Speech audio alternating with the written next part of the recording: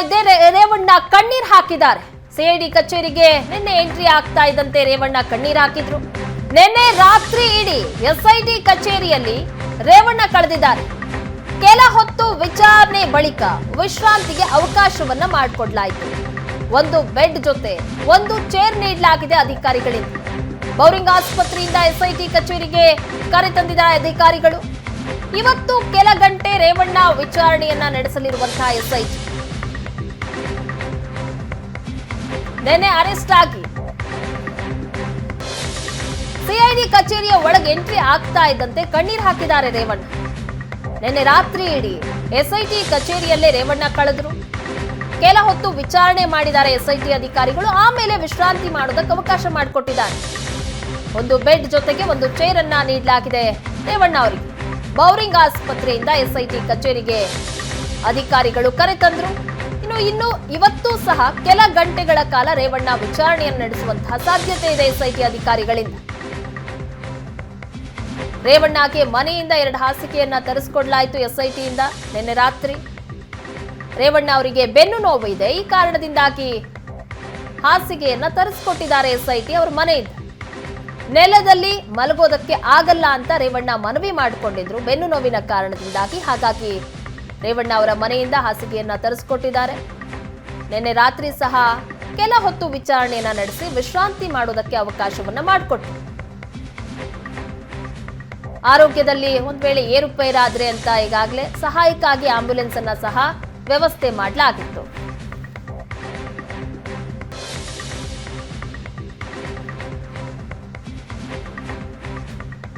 ಈ ಬಗ್ಗೆ ಕಂಪ್ಲೀಟ್ ಆಗಿ ಮಾಹಿತಿಯನ್ನ ಕೊಡ್ತಾ ಹೋಗ್ತಾರೆ ನಮ್ಮ ಪ್ರತಿನಿಧಿ ಕಿರಣ್. ಹಾಗೆ ಚೇತನ್ ನೇರ ಸಂಪರ್ಕದಲ್ಲಿ ಜಾಯ್ನ್ ಆಗಿದ್ದಾರೆ. ಚೇತನ್, ಮೊದಲಿಗೆ ನಿನ್ನೆ ರೇವಣ್ಣ ಅವರನ್ನ ಅರೆಸ್ಟ್ ಮಾಡಿ ಎಸ್ಐಟಿ ಕರೆದುಕೊಂಡು ಹೋದ ನಂತರದಲ್ಲಿ ವಿಚಾರಣೆಯನ್ನ ಸಹ ನಡೆಸಲಾಗಿದೆ. ನಿನ್ನೆ ಏನೆಲ್ಲ ಆಯ್ತು ಹಾಗಾದ್ರೆ ಎಸ್ಐಟಿ ಅರೆಸ್ಟ್ ಮಾಡಿ ಕಚೇರಿಗೆ ಕರೆದುಕೊಂಡು ಹೋದ ನಂತರ?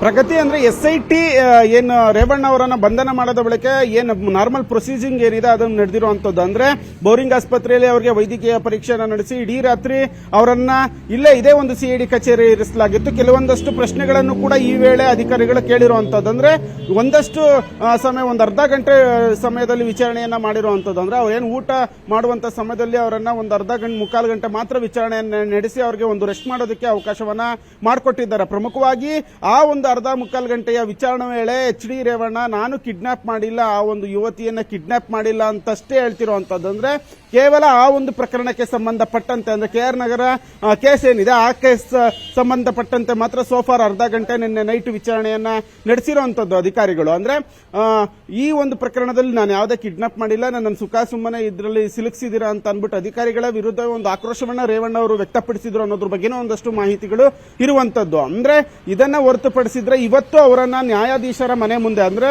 ಇವತ್ತು ಭಾನುವಾರ ರಜೆ ಆಗಿರೋದ್ರಿಂದ ಕೋರಮಂಗಲದ ನ್ಯಾಯಾಧೀಶರ ಮನೆಯಲ್ಲಿ ಅವರನ್ನು ಹಾಜರುಪಡಿಸಲಾಗುತ್ತೆ. ಹಾಜರುಪಡಿಸಿ ಅವರನ್ನ ಹೆಚ್ಚಿನ ವಿಚಾರಣೆಗೆ ವಶಕ್ಕೆ ಪಡೆಯುವಂತಹ ಚಾನ್ಸಸ್ ಇರುವಂತದ್ದು. ಯಾಕಂದ್ರೆ ಇವಾಗ ಆಲ್ರೆಡಿ KR ನಗರದಲ್ಲಿ ಒಂದು FIR ಆಗಿದೆ, ಮತ್ತೆ ಹಳೆ ಕೇಸ್, ಫಸ್ಟ್ ಕೇಸ್ ಹೊಳೆನರಸೀಪುರದಲ್ಲಿ FIR ಅಲ್ಲಿ HD ರೇವಣ್ಣ A1 ಆಗಿರೋದ್ರಿಂದ ಸಾಕಷ್ಟು ವಿಚಾರಣೆ ಬಾಕಿ ಇದೆ. ಹೀಗಾಗಿ ಇವತ್ತು ಅವರನ್ನ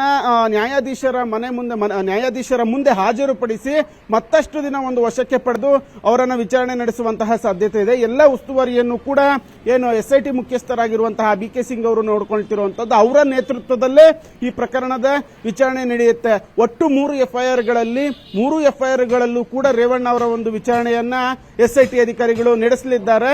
ಇನ್ನೇನು ಮಧ್ಯಾಹ್ನದ ಹೊತ್ತಿಗೆ, ಅಂದ್ರೆ ಬೆಳಿಗ್ಗೆ ಹೊತ್ತಿಗೆ ನ್ಯಾಯಾಧೀಶರ ಮನೆ ಮುಂದೆ ಹಾಜರುಪಡಿಸಿ ಒಂದಷ್ಟು ದಿನಗಳ ಕಾಲ ಒಂದು ವಶಕ್ಕೆ ಪಡೆಯುವಂತಹ ಚಾನ್ಸಸ್ ಇರುವಂತದ್ದು. ವಶಕ್ಕೆ ಪಡೆದು ಅವರನ್ನ ವಿಚಾರಣೆಯನ್ನ SIT ಅಧಿಕಾರಿಗಳು ನಡೆಸಲಿದ್ದಾರೆ. ಪ್ರಗತಿ. ಓಕೆ ಚೇತನ್, ಈ ಬಗ್ಗೆ ಮತ್ತಷ್ಟು ಮಾಹಿತಿಯನ್ನ ಪಡೆದುಕೊಳ್ತೀನಿ. ಇನ್ನು ಇವತ್ ಸಂಜೆ ಒಳಗೆ ಜಡ್ಜ್ ಮುಂದೆ ರೇವಣ್ಣ ಅವರನ್ನ ಹಾಜರುಪಡಿಸಲಾಗುತ್ತೆ ಅನ್ನುವಂತಹ ಮಾಹಿತಿ ಸಹ ಸಿಗ್ತಾ ಇದೆ. ಇವತ್ ಸಂಜೆ ಒಳಗೆ ಜಡ್ಜ್ ಮುಂದೆ ರೇವಣ್ಣ ಹಾಜರುಪಡಿಸಲಾಗುತ್ತೆ. ನ್ಯಾಯಾಧೀಶರ ಮನೆಯಲ್ಲಿ ರೇವಣ್ಣ ಅವರನ್ನ ಹಾಜರುಪಡಿಸೋದಕ್ಕೆ ಸಿದ್ಧತೆ ಆಗ್ತಾ ಇದೆ. ಇವತ್ತು ಸಂಜೆಯವರೆಗೂ ಸಹ ಜಡ್ಜ್ ಮುಂದೆ ಸಂಜೆ ಒಳಗಾಗಿ ಹಾಜರುಪಡಿಸೋದಕ್ಕೆ ಅವಕಾಶ ಇರೋದ್ರಿಂದಾಗಿ ಅದಕ್ಕೆ ಸಿದ್ಧತೆಯನ್ನ ಮಾಡಿಕೊಳ್ತಾ ಇದ್ದಾರೆ. ಮಧ್ಯಾಹ್ನದ ನಂತರ ಮ್ಯಾಜಿಸ್ಟ್ರೇಟ್ ಮುಂದೆ ರೇವಣ್ಣ ಅವರನ್ನ ಹಾಜರು ಮಾಡಲಾಗುತ್ತೆ. ರೇವಣ್ಣರಿಂದ ಹೇಳಿಕೆಯನ್ನ SIT ಈಗಾಗಲೇ ಪಡೆದುಕೊಳ್ಳುತ್ತೆ. ಸಂಜೆ ಒಳಗೆ ರೇವಣ್ಣನ ಜಡ್ಜ್ ಮುಂದೆ ಹಾಜರುಪಡಿಸಬೇಕು.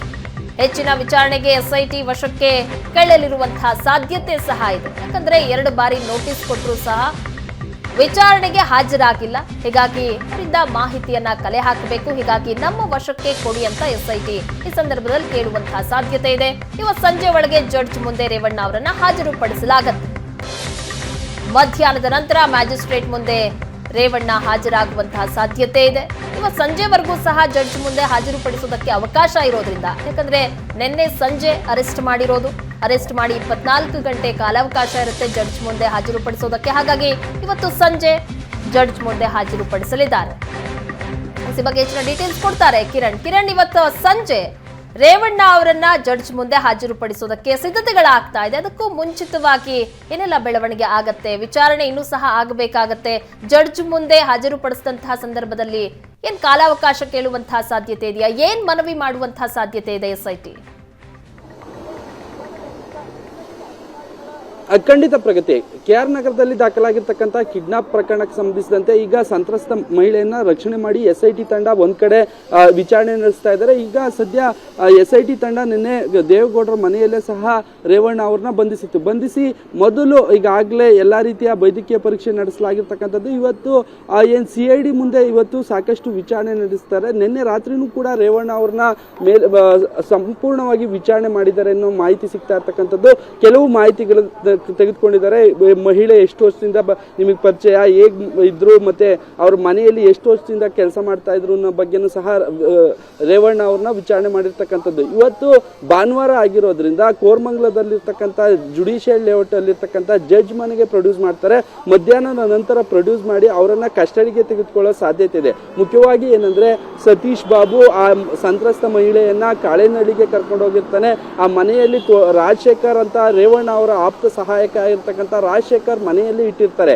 ಆ ತೋಟದ ಮನೆಯಲ್ಲಿ ಎಷ್ಟು ದಿನ ಇಟ್ಟಿದ್ರು, ಏನಕ್ಕೆ ಇಟ್ಟಿದ್ರು, ವಿಡಿಯೋ ವೈರಲ್ ಆದ್ಮೇಲೆ ಆಕೆಯನ್ನ ಬೆಚ್ಚಿಡೋ ಪ್ರಯತ್ನ ಮಾಡಿದ್ರು. ಆಕೆ ಯಾವುದೇ ರೀತಿ ದೂರು ಕೊಡಬಾರ್ದು, ಎಲ್ಲೂ ಕೂಡ ಆಕೆ ಹೊರಗಡೆ ಬಂದ್ರೆ ಆಕೆಯಿಂದ ಕಂಪ್ಲೇಂಟ್ ಆದ್ರೆ ನಮಗೆ ತೊಂದರೆ ಆಗುತ್ತೆ ಅಂತೇಳಿ ರೇವಣ್ಣ ಈ ರೀತಿ ಮಾಡಿಸಿದ್ರು ಅನ್ನೋ ಆರೋಪದ ಮೇಲೆ ಆ ಸಂತ್ರಸ್ತೆಯ ಮಗ ದೂರು ಕೊಟ್ಟಿದ್ದ. ಆ ಹಿನ್ನೆಲೆಯಲ್ಲಿ FIR ಆಗಿತ್ತು. FIR ಆದ ನಂತರ ಈಗ SIT ಅವರು ಆ ಮಹಿಳೆಯನ್ನ ಸಂತ್ರಸ್ತೆಯನ್ನ ರಕ್ಷಣೆ ಮಾಡಿದ್ದಾರೆ. ನಂತರ ರೇವಣ್ಣ ವಿರುದ್ಧ ಆ ಸಂತ್ರಸ್ತೆ ಮಗ ದೂರು ಕೊಟ್ಟ ಹಿನ್ನೆಲೆಯಲ್ಲಿ ರೇವಣ್ಣ, ಸತೀಶ್ ಬಾಬು ಮತ್ತೆ ರಾಜಶೇಖರ್ ಇತರರ ಮೇಲೆ ಸಹ FIR ಆಗಿರ್ತಕ್ಕಂಥದ್ದು. FIR ಆದ ನಂತರ SIT ತಂಡಕ್ಕೆ ಆ FIR ಏನಿದೆ ಅದು SIT ಗೆ ಟ್ರಾನ್ಸ್ಫರ್ ಆಗುತ್ತೆ. SIT ಅವರು ರೇವಣ್ಣ ಅವ್ರನ್ನ ಹುಡುಕಾಟ ನಡೆಸ್ತಾ ಇರ್ತಾರೆ. ರೇವಣ್ಣ ಅವರು ಎಲ್ಲೋ ಖಾಸಗಿ ಹೋಟ್ಲಲ್ಲಿ ಇದ್ದಾರೆ, ಅಲ್ಲಿದ್ದಾರೆ, ಇಲ್ಲಿದ್ದಾರೆ ಅಂತ ಹೇಳಲಾಗ್ತಾ ಇತ್ತು. ಹುಡುಕಾಟ ನಡೆಸ್ತಾರೆ. ಕೊನೆಗೆ ನೆನೆ ರಾತ್ರಿ ರೇವಣ್ಣ ಅವ್ರನ್ನ ದೇವೇಗೌಡ ನಿವಾಸದಲ್ಲಿ ಪದ್ಮನಾಭ ನಗರದಲ್ಲಿರ್ತಕ್ಕಂಥ ರೇವಣ್ಣ ಅವರ ನಿವಾಸದಲ್ಲಿ ಬಂಧನ ಮಾಡ್ತಾರೆ. ಬಂಧನ ಮಾಡಿ CID ಕಚೇರಿಯಲ್ಲಿರ್ತಕ್ಕಂಥ SIT ಕಚೇರಿ ಏನಿದೆ ಅಲ್ಲಿಗೆ ಕರೆತರ್ತಾರೆ. ಇಲ್ಲಿಗೆ ಕರೆತಂದು ನಂತರ ಅವ್ರಿಗೆ ಬೋರಿಂಗ್ ಹಾಸ್ಪಿಟ್ಲಿಗೆ ಕರೆದೊಯ್ದು ಅಲ್ಲಿ ವೈದ್ಯಕೀಯ ಪರೀಕ್ಷೆಯನ್ನು ನಡೆಸಿರ್ತಕ್ಕಂಥದ್ದು. BP ಮತ್ತೆ ಶುಗರ್ ಎಲ್ಲ ಸಹ ನಾರ್ಮಲ್ ಇರ್ತಕ್ಕಂಥದ್ದು. ಇನ್ನು ಈ ನಂತರ ಇವತ್ತು ಸಹ ಅವರನ್ನ ಇಲ್ಲೇ CID ಕಚೇರಿಯಲ್ಲಿ ಇಟ್ಟಿರ್ತಕ್ಕಂಥದ್ದು. ಇವತ್ತು ನಿನ್ನೆ ರಾತ್ರಿಯಿಂದಲೂ ಸಹ ಸ್ವಲ್ಪ ವಿಚಾರಣೆ ನಡೆದಿದ್ದಾರೆ. ಇವತ್ತು ಜಡ್ಜ್ ಮುಂದೆ ಹಾಜರುಪಡಿಸಿ ಅವರನ್ನ ತೀವ್ರ ವಿಚಾರಣೆಗೆ ಒಳಪಡಿಸಬೇಕಿದೆ. ಮತ್ತೆ ಇದೊಂದು ಗಂಭೀರವಾದ ಪ್ರಕರಣ.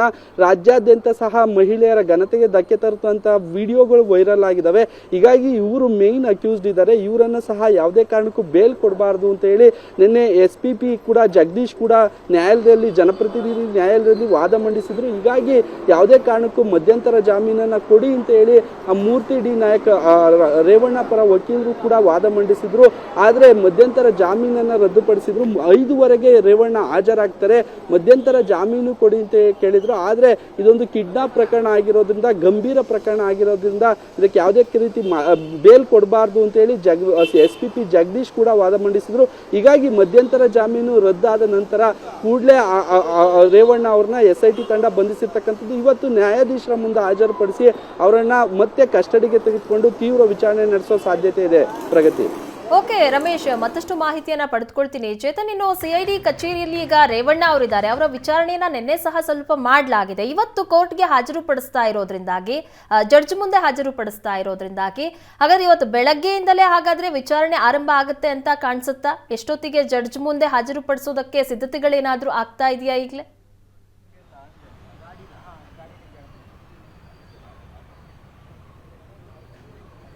ಯಾರನ್ನ ಕೇಳಿದ್ರು ಪ್ರಶ್ನೆ? ಎಸ್ ಸರ್, ಚೇತನ್, ನನ್ನ ಧ್ವನಿ ಕೇಳಿಸ್ತಾ ಇದೆಯಾ?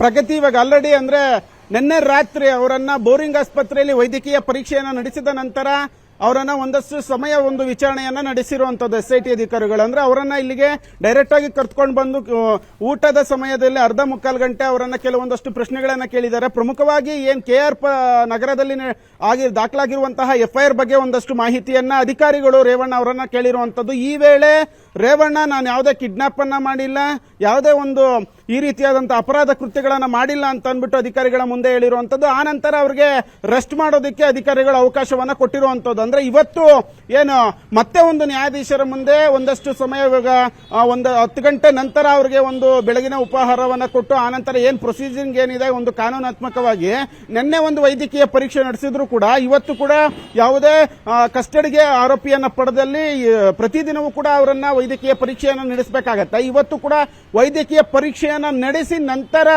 ಮ್ಯಾಜಿಸ್ಟ್ರೇಟ್ ಮುಂದೆ ಹಾಜರುಪಡಿಸ್ತಾರೆ. ಅಂದ್ರೆ ಕೋರಮಂಗಲದ ನ್ಯಾಯಾಧೀಶರ ಮುಂದೆ ನಿವಾಸ ಏನಿದೆ ಅಲ್ಲಿ ಅವರನ್ನ ಹಾಜರುಪಡಿಸ್ತಾರೆ. ಹಾಜರುಪಡಿಸಿ ಒಂದಷ್ಟು ದಿನಗಳ ಕಾಲ ಒಂದು ಕಸ್ಟಡಿಗೆ ಕೇಳುವಂತಹ ಸಾಧ್ಯತೆಯೂ ಸಹ ಇದೆ. ಅಂದ್ರೆ ಮೂಲಗಳ ಪ್ರಕಾರ 5 ದಿನಗಳ ಕಾಲ ಅವರನ್ನ ಕಸ್ಟಡಿಗೆ ಪಡೆದು ವಿಚಾರಣೆಗೆ SIT ಮನವಿ ಮಾಡ್ತಾರೆ. ನ್ಯಾಯಾಧೀಶರು ಯಾವ ರೀತಿ ಕನ್ವಿನ್ಸ್ ಆಗಿ ಎಷ್ಟು ದಿನ ಕಸ್ಟಡಿ ಕೊಡ್ತಾರೆ ಅನ್ನೋದನ್ನ ಕಾದ್ ನೋಡ್ಬೇಕಾಗತ್ತೆ. ಪ್ರಗತಿ. ಓಕೆ ಚೇತನ್ ಹಾಗೆ ಕಿರಣ್ ಹಾಗೆ ಸಂಪರ್ಕದಲ್ಲಿರಿ, ಮತ್ತಷ್ಟು ಮಾಹಿತಿಯನ್ನ ಪಡೆದುಕೊಳ್ತೀನಿ.